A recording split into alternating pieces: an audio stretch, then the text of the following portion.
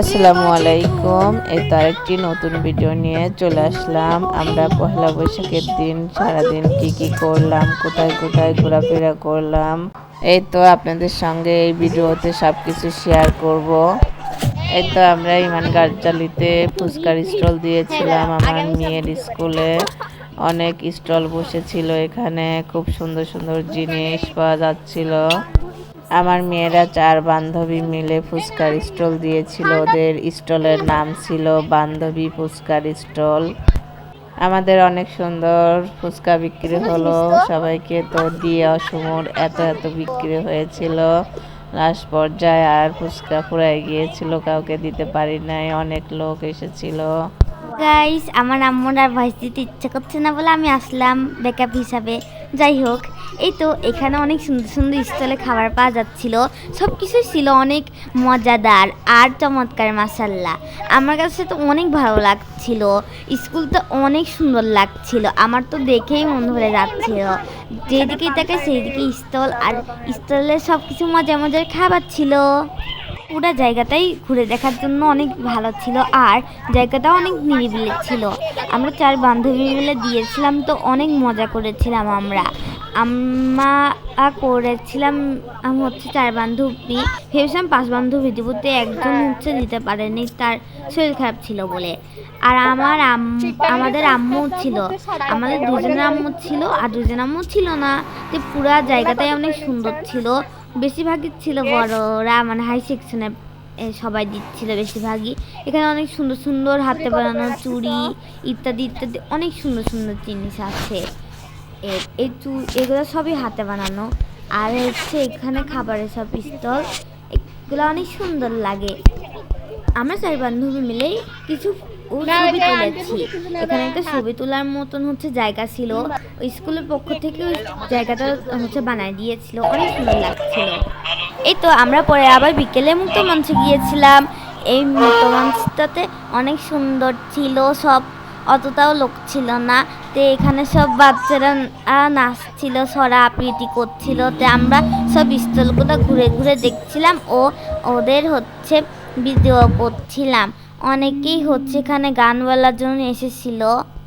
চলুন এখন স্টলগুলো ঘুরে দেখা যাক। স্টলের সব জিনিসপত্রগুলো অনেক সুন্দর ছিল, অনেক হাতের কাজের জিনিসপত্রও ছিল, হোমমেড আচার টাচার ইত্যাদিও ছিল, আবার হাতের মেড চুড়িও ছিল। এই তো এখানে অনেক কিছুই হোমমেড ছিল, হচ্ছে এখানে কুরুশ কাজেরও অনেক জিনিস ছিল। এই তো এখান থেকে আমরা লাল কাচের চুড়ি কিনেছি, আর এখানে অনেক কিছু ছিল।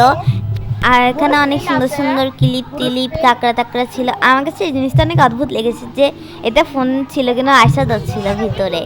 যাই হোক, এখান থেকে আমরা চুড়ে নিয়েছিলাম, আরও দেখছিলাম যে কি নেওয়া যায়, আর তেমন একটা কিছু নেওয়া হয়েছিল না। তারপরে আমরা আবারও এখানে এসেছিলাম। এখানে আরেকটা প্রোগ্রাম হচ্ছিল, এখানে ছোট ছোট বাচ্চারা নাচছিল। এগুলো অনেক কিউট লাগছিল দেখতে, সবাই অনেক কিউট ভাবে নাচানাচি করছিল, আর গানের তালে তালে নাচছিল বলে আরোই ভালো লাগছিল। আপনারা না হয় দেখতে থাকুন, আমি আবার আসছি একটু পর। বাই।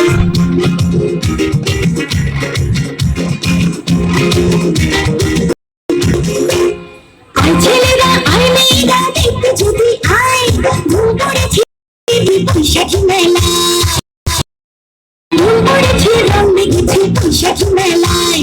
মাটির পুকুর ছাড়া না, হাতি ঘোড়া ছয় না, উড়ি হুয়া ধুলে পানি উড়ে যাবে।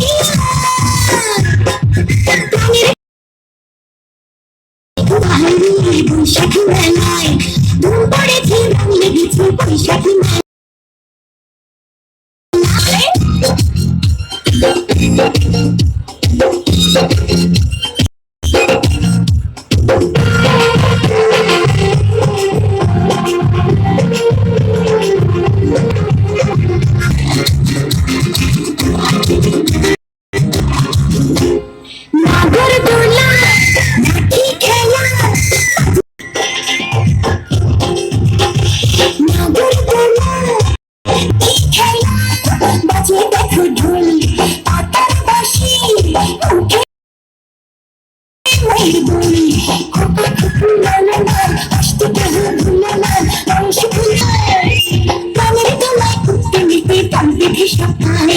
বৈশাখী মেলায় ধুম পড়েছে রং লেগেছে বৈশাখী মেলায় রে বৈশাখী মেলায়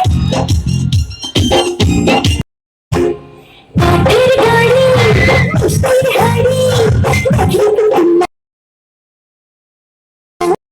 পায়েস করতে দু চোখ রেখে হরে সভাস পায়েস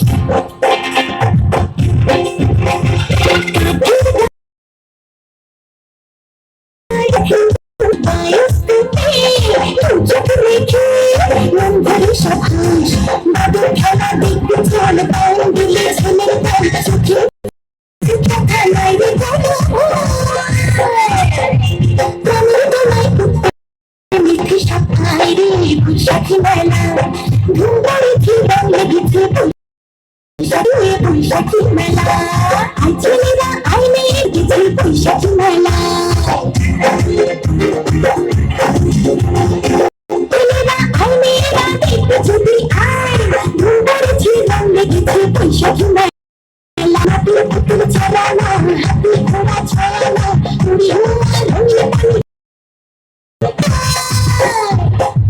প্রাণীর গলায় ঘুরতে নিতে গান দেখে সবাই রে ধুম পড়েছে রং লেগেছে বৈশাখী মেলায় রে বৈশাখী মেলায়।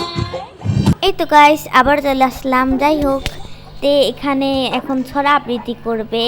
ওখানে যখন গানটা অনেক ভালো ছিল, আমার ওই অনেক ভালো লাগছিল, ছিল। তো এখানে ছড়া আবৃত্তি করছে, এই ছড়াটা আরও অনেক মজা লাগছিল শুনতে। আচ্ছা কেউ জানেন? জানলে কমেন্ট বক্সে জানাবেন। এবার না হয় আপনারা ছড়া শুনুন। আর যাই হোক কিন্তু আমি ছড়া শুনে বেশি সময় চলে যাবো না, অল্প সময় ফিরে আসছি।